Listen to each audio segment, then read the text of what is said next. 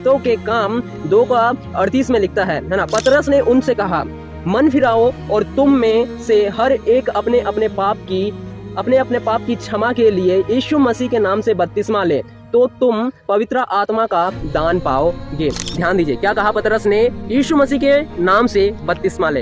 यीशु मसीह कोई एक नहीं है, वो कोई एक नहीं है, वो 3 में होते हुए एक है, अर्थात पिता, पुत्र और पवित्र आत्मा एक ही है। वो कोई एक नहीं है, वो 3 में होते हुए एक है, पिता, पुत्र और पवित्र आत्मा। और आगे कहता है तो तुम पवित्र आत्मा का दान पाओगे।